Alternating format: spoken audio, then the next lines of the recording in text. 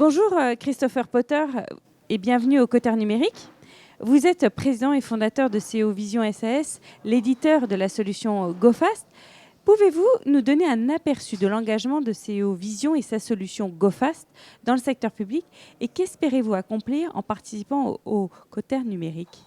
Merci bien. Donc, on essaye de démontrer qu'il y a une vie après Microsoft, il y a une vie après les GAFAM, et que donc on peut fournir aux collectivités territoriales présentes au Cotter une solution alternative, voire plus puissante, avec la maîtrise des données souveraines et qui pourront donc remplacer ces outils à moindre coût d'ailleurs, d'une façon assez simple. Donc nous sommes ici pour présenter la solution, les évolutions, le roadmap comme on dit, c'est-à-dire l'évolution dans le temps de la plateforme et retrouver toutes ces collectivités dans un cadre magnifique ici à La Rochelle. Quels sont les défis les plus puissants auxquels les entreprises publiques sont confrontées aujourd'hui en termes de gestion documentaire, de collaboration et comment vos solutions, GoFast Digital Workplace et GED, les abordent-elles ?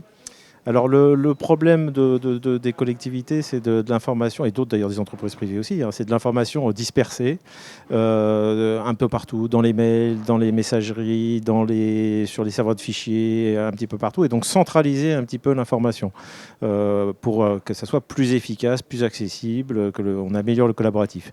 Une autre problématique très importante, c'est qui a accès à mes données.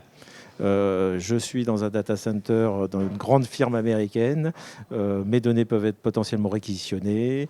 Donc j'ai des problèmes de sécurité, de confidentialité. D'ailleurs, le thème de ce salon est sur l'IA. Donc il y a aussi déjà des problèmes de confidentialité avec l'IA. Donc voilà, donc, la maîtrise de ces données, une efficacité en termes documentaires, de gestion des processus est clé.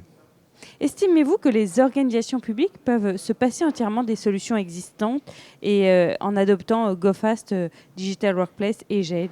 Alors oui, puisque longtemps le leitmotiv a été c'est pas possible ou c'est moins bien, donc on a entendu ça et on entend encore ça, sauf que certains l'ont fait. C'est-à-dire certains sont partis de solutions comme SharePoint ou même Teams qu'on vient de faire pour la ville de Nanterre et ont migré vers GoFast, vers une solution souveraine avec dans certains cas de meilleures fonctionnalités et évidemment une maîtrise complète de leurs données, sans parler de la souveraineté, puisque ça fait bénéficier on va dire, la France de technologies que sinon elle n'aurait pas. Christopher, au sein de cette édition du Cotter Numérique à La Rochelle, vous allez présenter l'utilisation de l'IA dans GoFast, justement. Qu'apporte l'IA dans votre solution ? Alors donc ça va être un plan pluriannuel, l'introduction de l'IA dans GoFast. On a une difficulté qui est un petit peu supplémentaire par rapport à d'autres utilisations de l'IA, puisque tous nos clients ont une plateforme dédiée, c'est-à-dire qu'ils maîtrisent complètement les données. Donc en fait, le moteur d'IA devrait être intégré à GoFast, qui est une difficulté technologique que d'autres n'auront pas.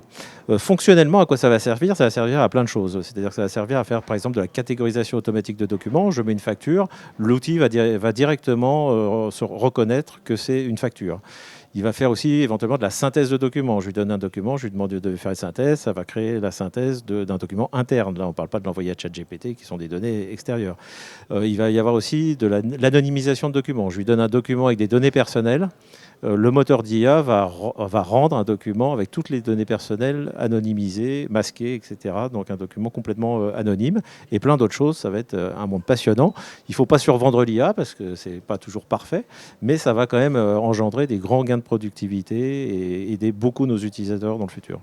Merci Christopher Potter. Bon salon Cotter Numérique et puis à bientôt sur Acteur Public TV. Merci bien à vous. À très bientôt.